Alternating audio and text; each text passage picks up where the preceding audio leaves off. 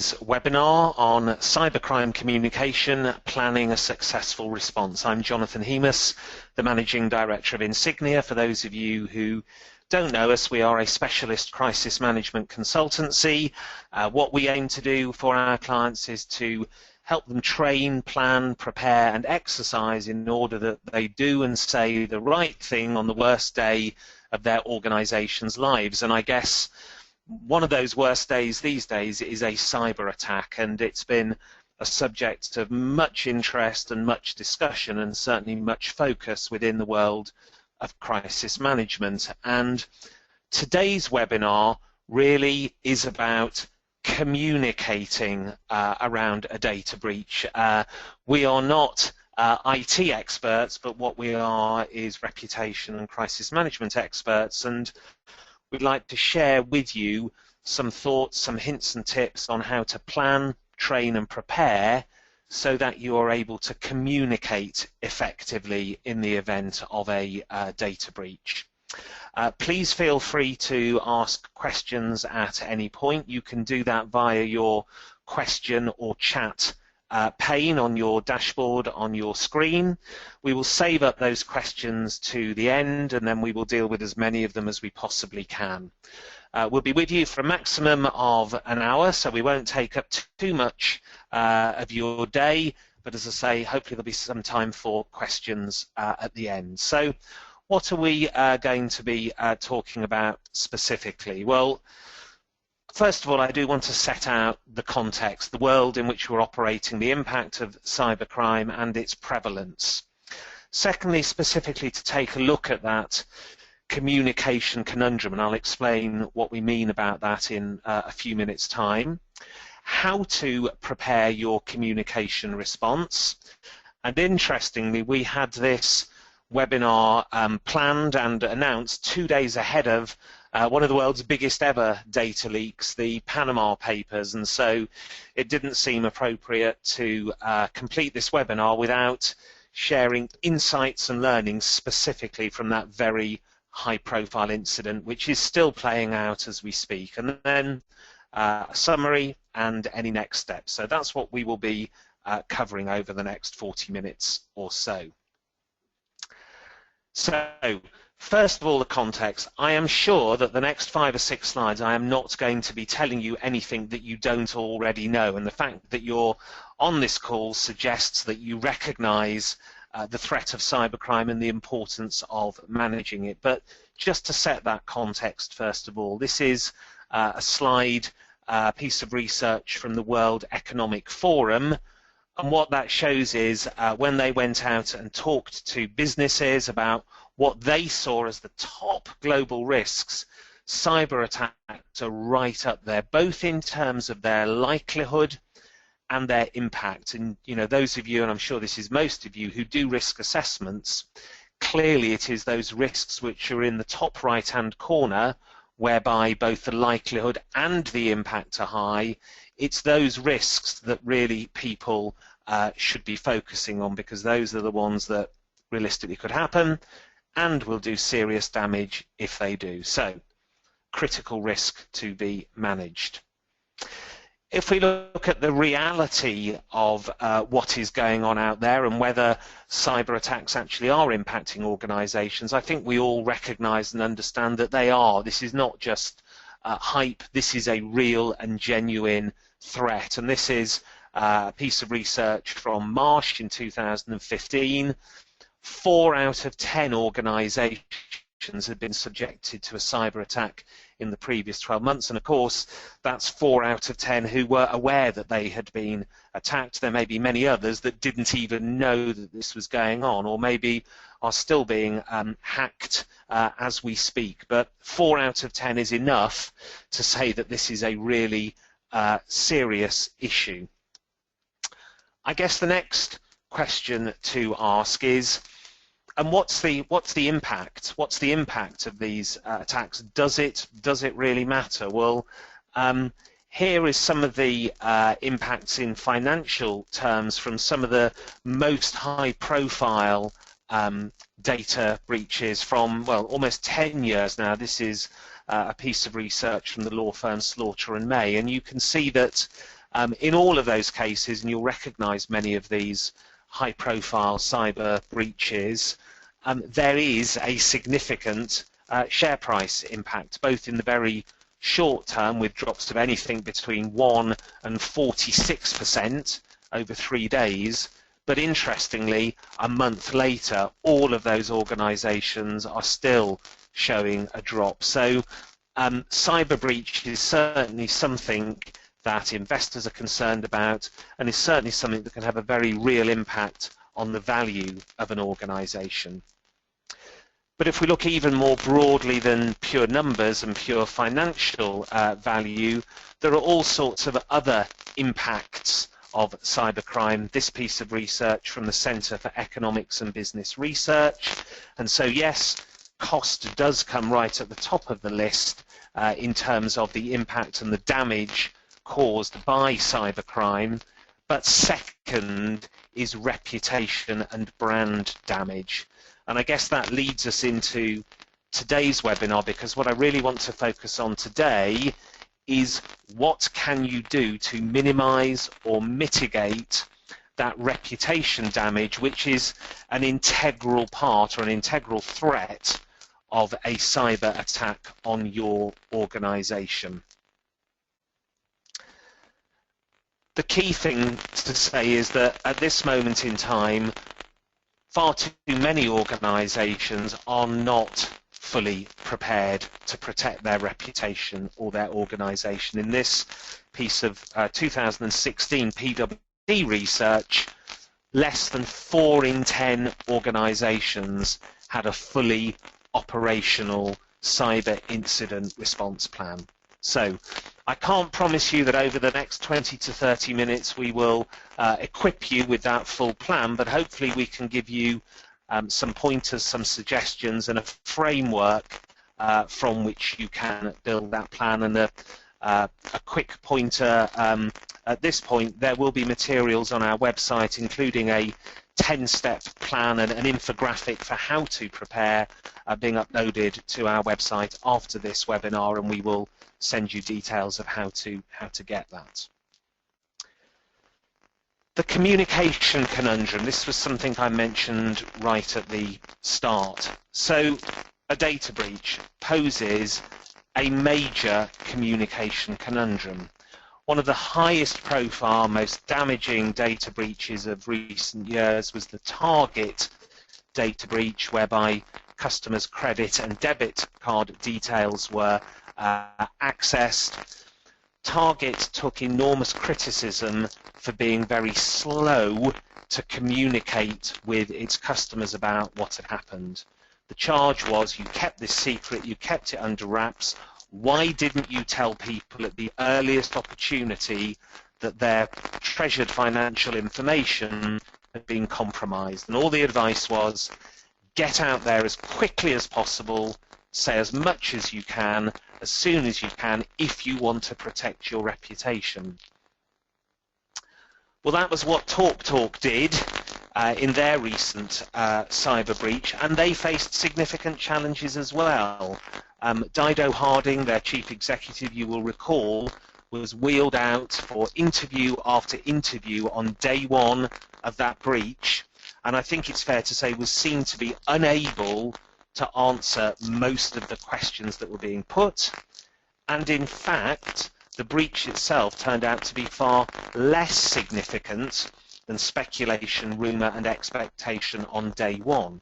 So we look at Target, who were criticised for being too slow and withholding information, and we look at TalkTalk, who were criticised for going out without fully formed messages and without hard information. How do we navigate through that communication conundrum to communicate the right things at the right time in order to protect your reputation, which after all is what this is all about? So here are our recommendations for a roadmap towards preparing your communication response to a data breach. The first area is about information and analysis. So the first critical thing that every organisation should know, in whatever part of the world you are, in whatever sector you operate or part of the public sector that you operate, you need to know what are the legal and regulatory requirements for disclosure in the event of a data breach. Different countries, different sectors, particularly if they're regulated, will have laws and rules which govern what you must disclose and when. And the starting point for your communication planning needs to be to understand what those requirements are. That's the bare minimum that you must meet in terms of disclosure. The second thing in terms of analysis is we would strongly recommend conducting a reputational cyber threat analysis based on the specifics of your organisation. What do I mean by that? Well, we all know that cyber attacks come in lots of different shapes and sizes, and we also know that they target different types of pieces of information or elements of the organisation's infrastructure. Dependent upon the nature of your organisation, those different attacks and those different targets will have a greater or lesser impact on your reputation. So, for example, if you do deal with customer information and you are an online retailer, probably yes, your key threat is the hacking of your systems to secure financial details of your customers. That absolutely is a high likelihood and high reputational event. If perhaps you don't hold any financial information at all about your clients and customers, but you actually hold some very sensitive confidential information, that's a slightly different risk. So, in a facilitated, structured way, conduct a cyber threat reputational risk assessment to work out what are your crown jewels, what is the kind of cyber attack and the place and way in which you would be targeted that could do most damage to your reputation, because they won't necessarily be the same as every other organisation. So that's really the initial information and analysis stage. What must we do and say from a legal and regulatory point of view, and where are we most vulnerable? What are the really critical cyber risks that we as an organisation face? So if we now move on to the planning phase, having gathered information and done your analysis, what should you be doing in terms of planning to communicate in the event of a cyber attack? First step that we would recommend would be scenario planning. So in other words, getting a group of the key people together, probably IT, business continuity, communications, legal, senior management from a general point of view, and just walk through some of those scenarios that you've identified via your risk assessment and identify how those situations would play out, how you would respond about them, and specifically how you would communicate about them.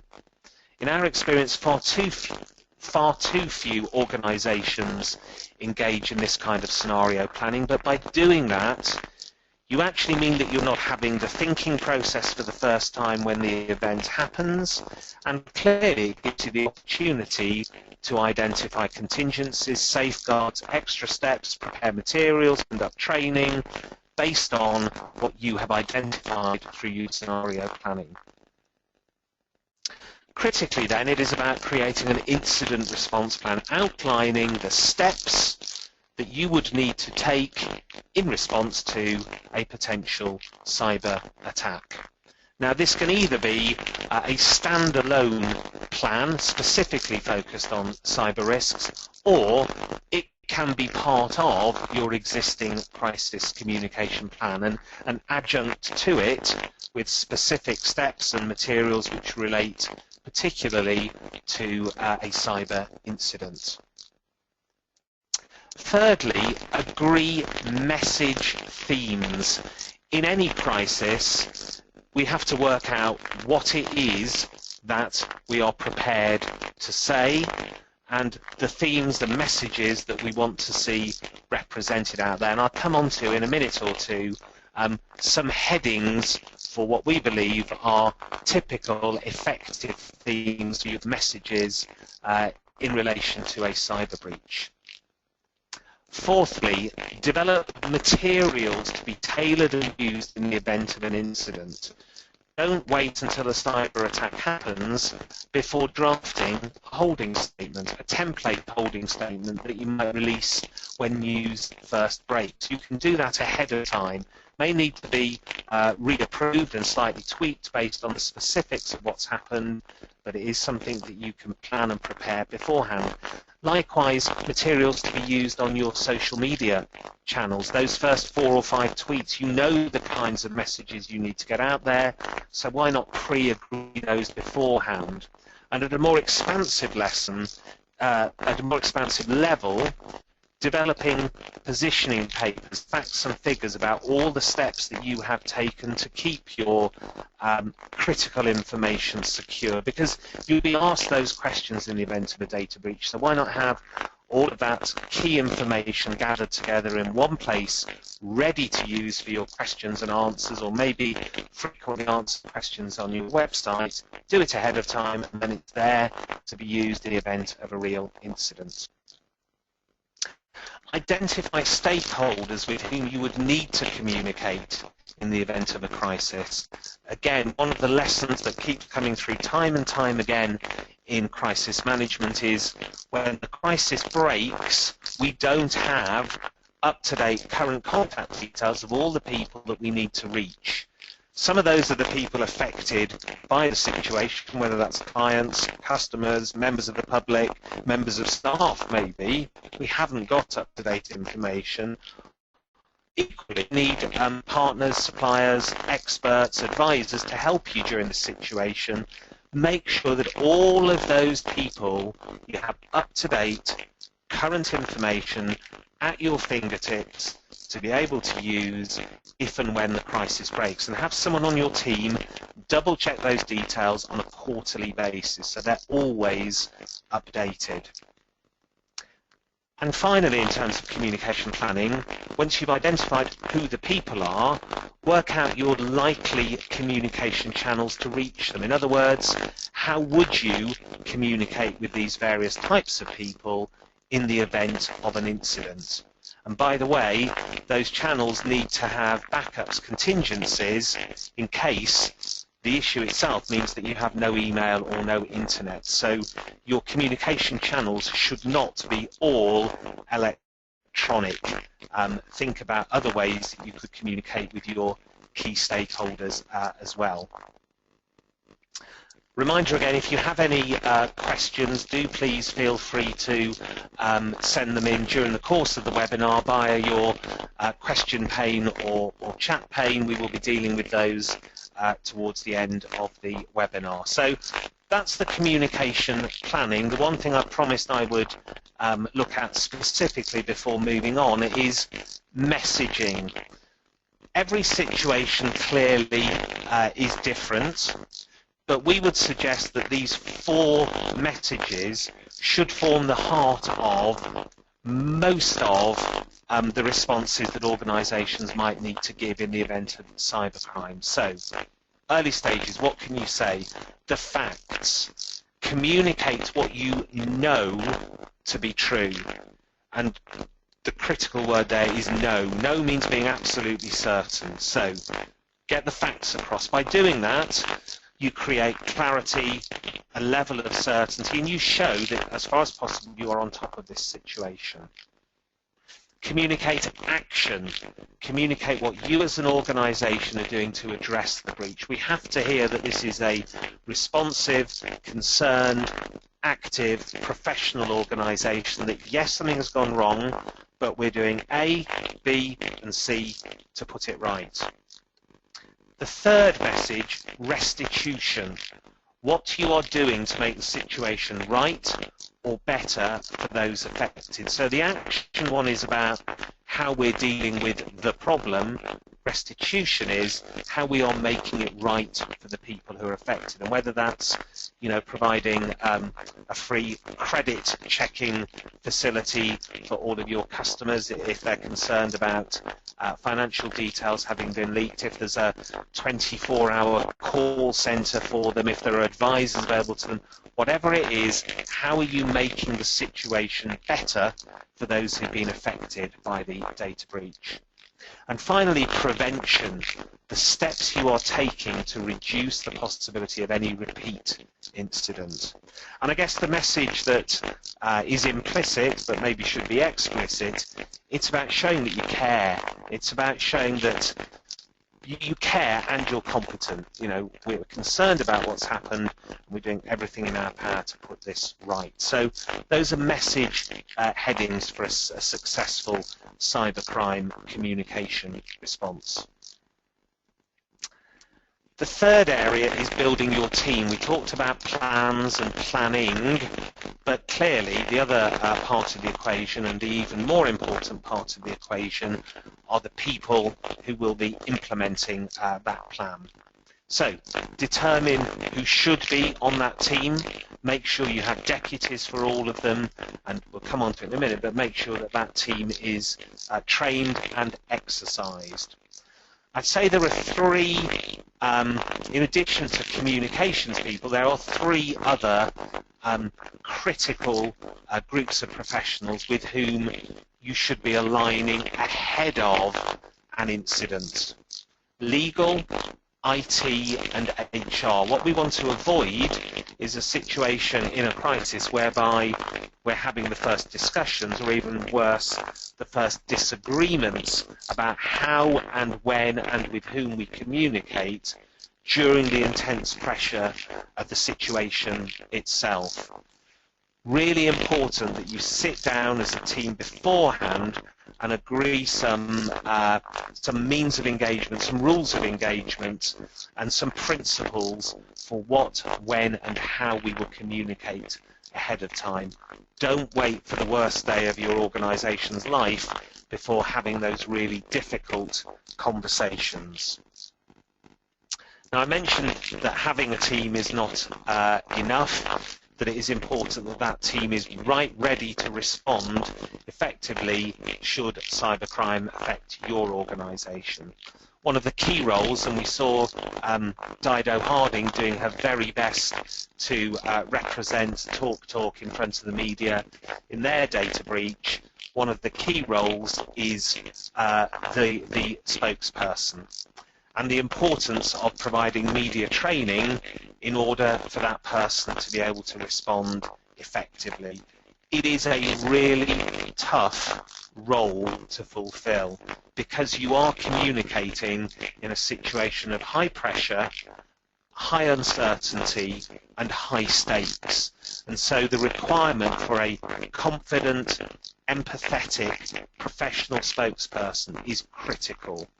Our recommendation would be to run a training session for 3, 4, 5, 6 personnel who you think might be put forward in the event of a cyber incident. By doing that, you'll build a really broad team in case a couple of them are not around on the day of the incident.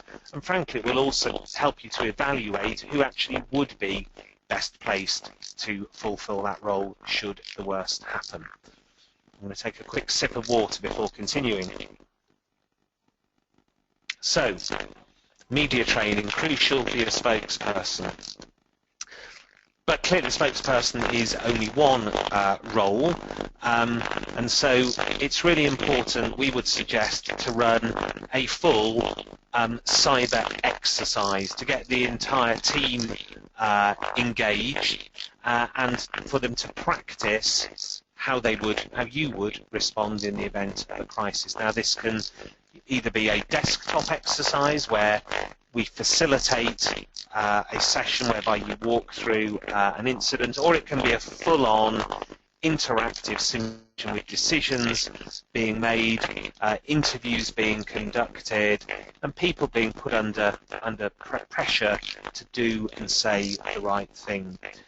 experiential learning is so important. It's great to have a plan, it's great to have a briefing, but it's only by going through the experience that an exercise gives that the team can really be confident and understand what it is they would need to do and say in the event of a cyber attack. So really would recommend going through that kind of exercising program.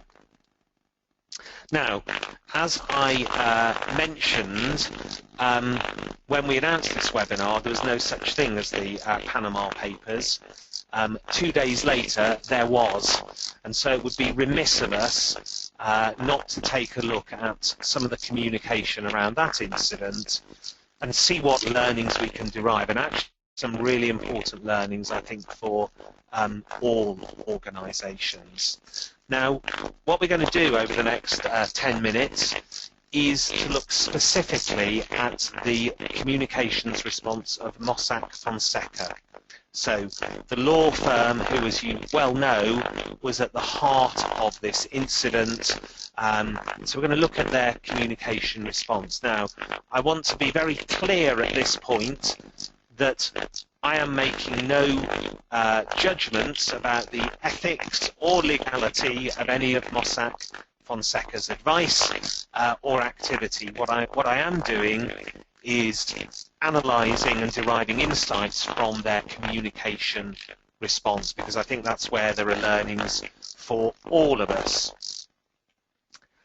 So, on Sunday, April the 3rd, on my Twitter feed, this appeared from WikiLeaks, saying, in under 2 hours, the Panama Papers, massive offshore leak, exposes the dirty dealings of hundreds of famous figures and organisations.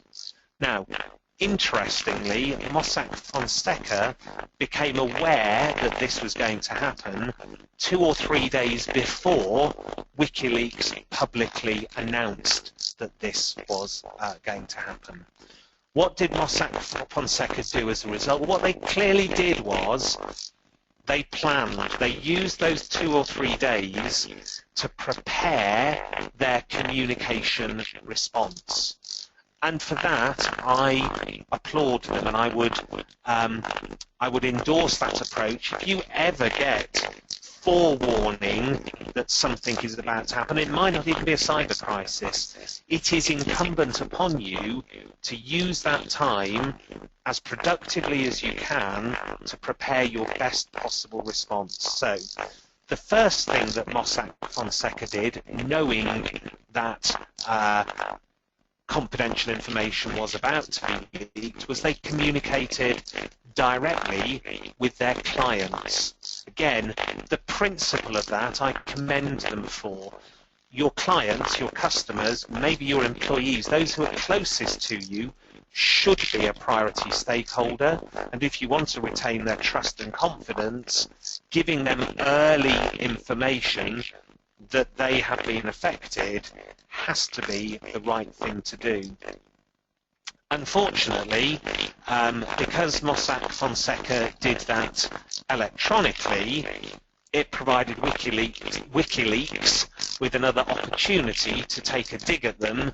You can see their comment on Mossack Fonseca's letter to clients on the 1st of April was, whoops. So, strategically, absolutely the right thing to do. Maybe one-on-one phone calls might have been the best way of getting that information across. Assume in all crises, but particularly cyber crises, that any electronic communication you send internally or to your customers or clients will be leaked and published externally. You have to work on that basis. The next thing that Mossack Fonseca did was they very carefully considered how they would use their various online platforms to communicate about this situation. Now, in a crisis, almost the first place that interested parties will turn to for information is your website and then your social media channels. And Mossack Fonseca understood this, So as a consequence, they clearly put a lot of hard work into putting lots of information onto those online spaces. So on the day that the news actually broke, this is Mossack Fonseca's homepage, looking very different to how their homepage usually looks. The whole top half dominated by a banner saying complete statement regarding recent media coverage at mossfonmedia.com. So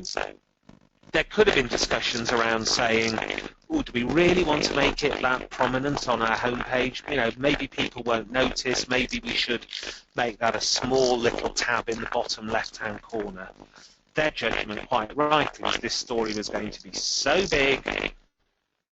Best thing is, let's make it really easy for people to get to our information, because it's in our best interests to put our perspective, put our point of view out there. So what happens then is you, as a visitor to the website, click on that banner and you get through to a dedicated microsite which is full of information about the Panama Papers leak. Again, this is strategically very good thinking. Mossack Fonseca filling the information void with as much information as possible. Their perspective, their take on this situation. This is good practice.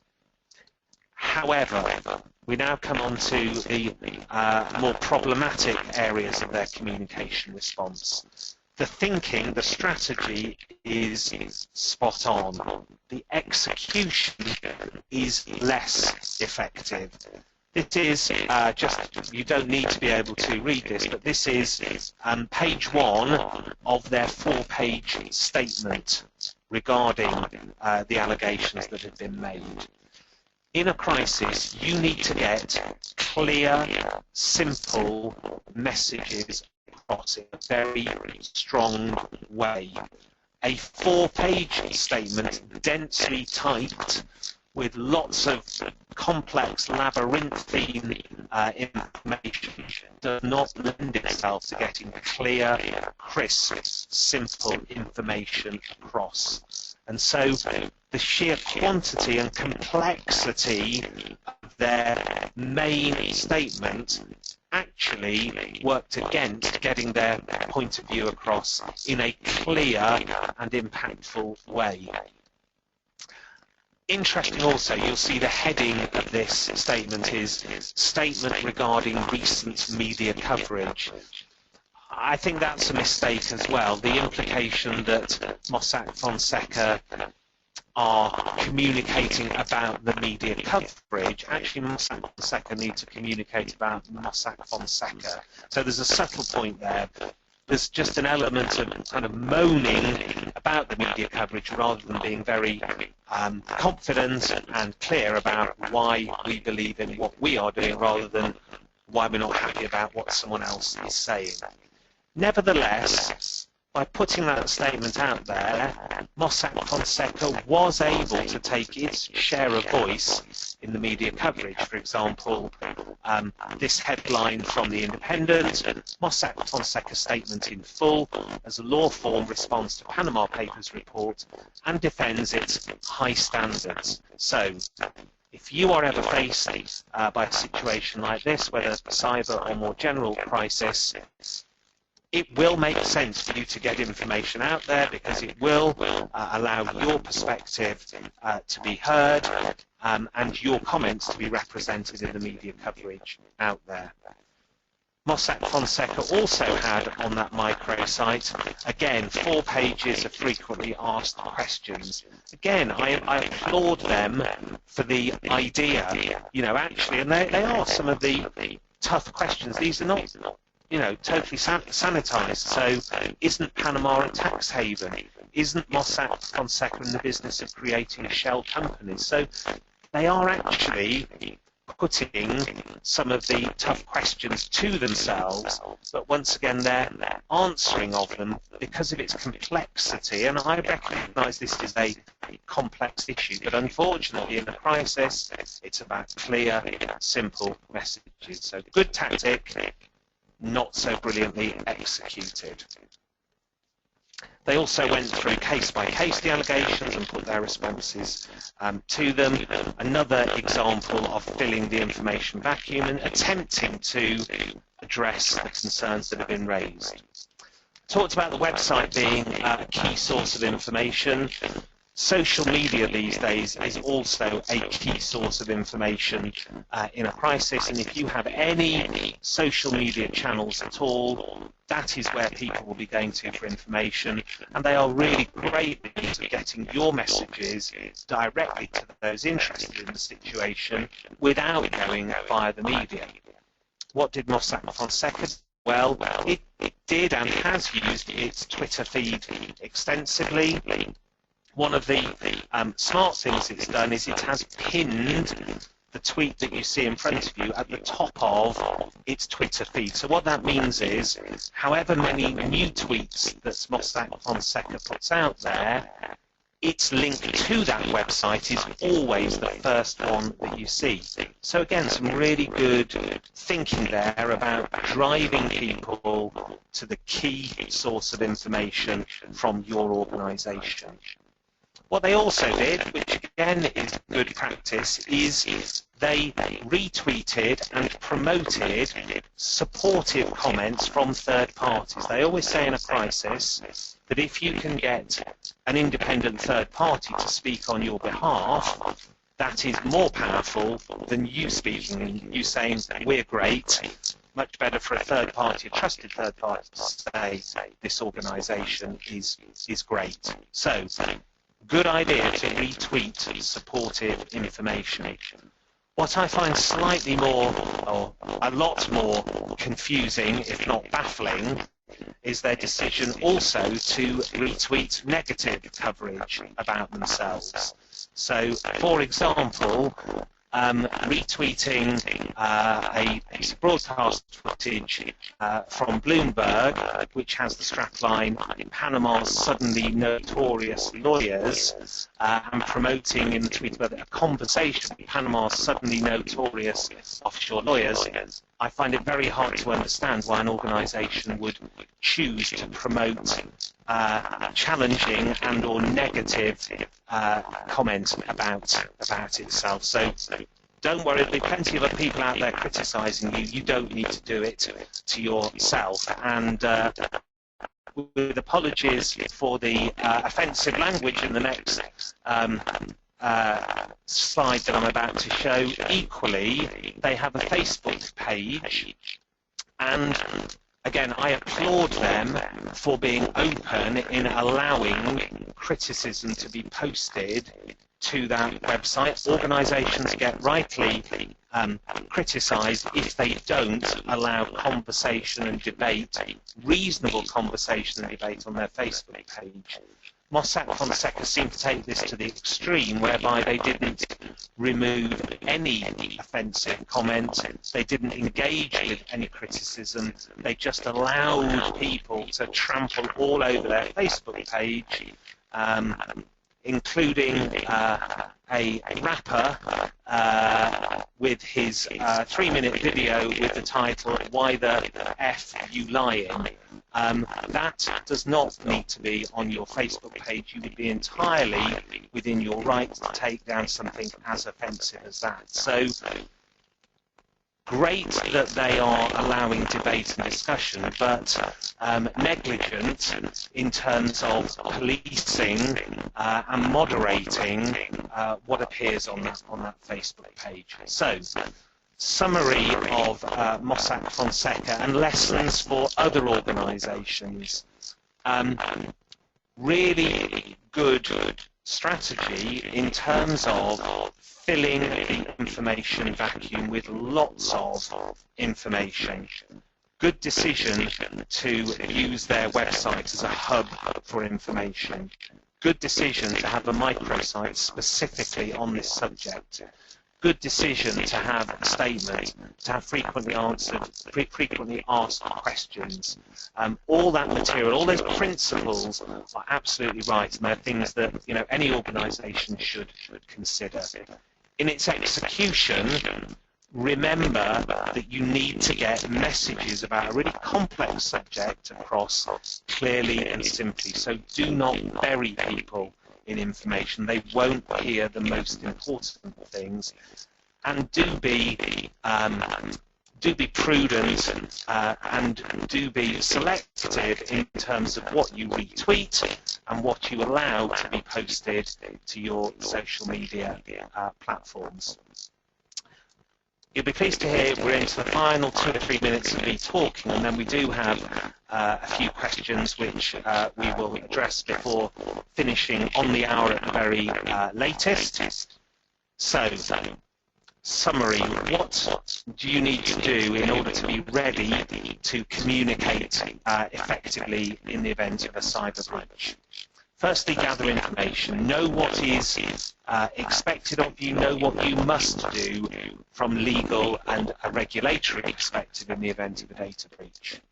Secondly, identify very clearly what is the potential reputational impact on you of a data breach, and specifically what kinds of attacks and what kinds of data are the ones that will cause you most pain.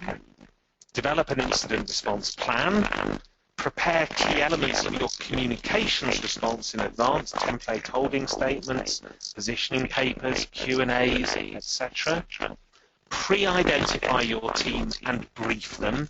Get those key axes of business continuity, legal, HR, communications aligned on how you would respond.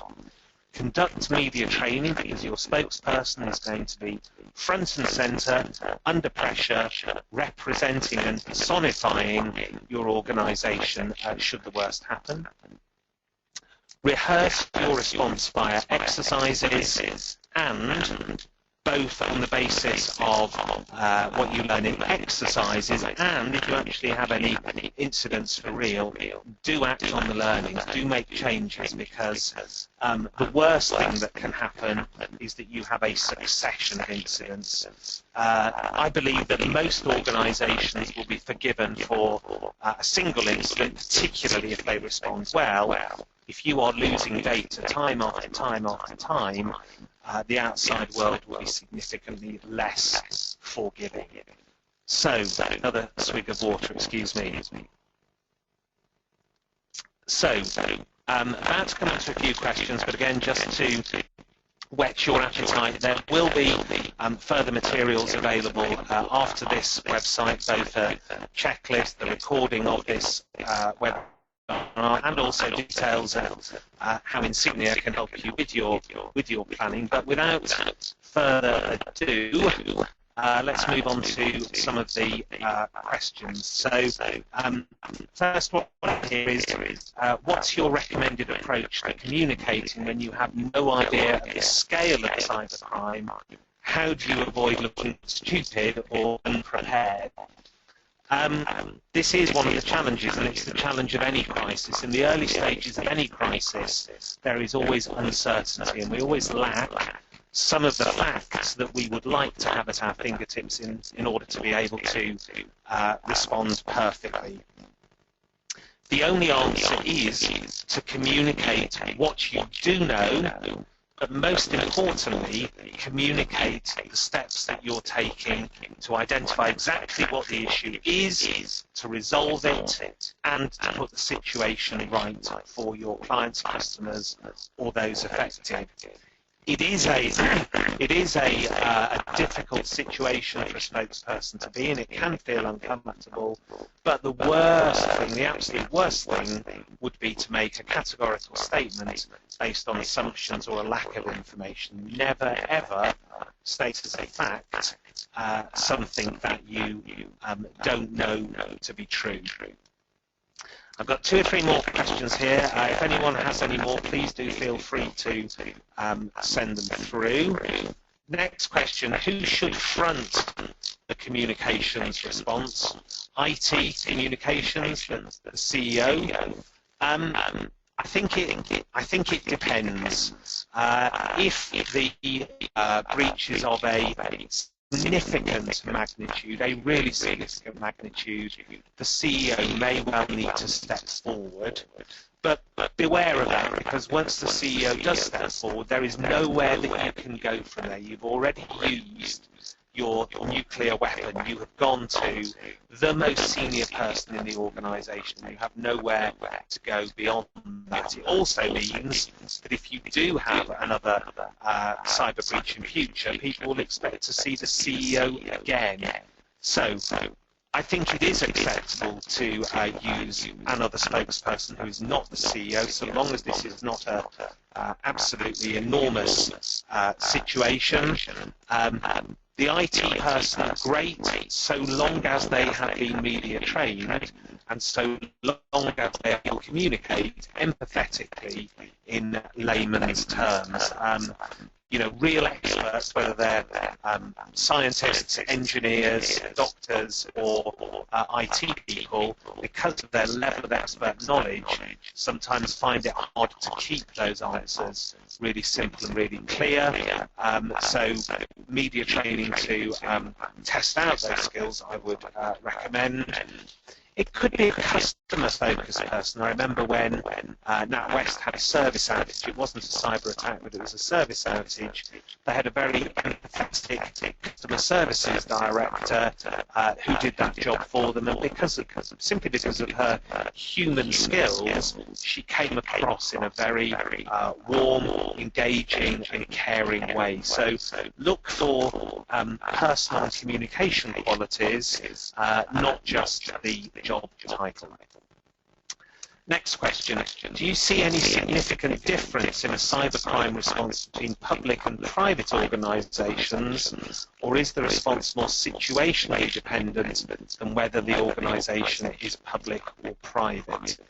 I would say that stereotypically you will see public sector organisations being more reticent to communicate openly in the event of a data breach, because often the information that has been compromised is even more sensitive, and so it is hard to communicate in those situations.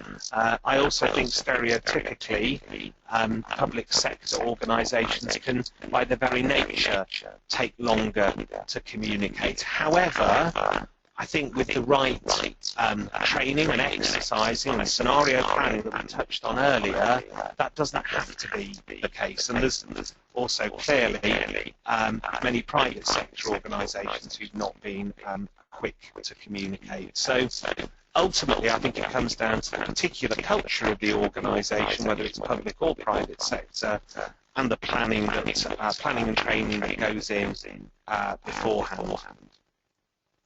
Next question.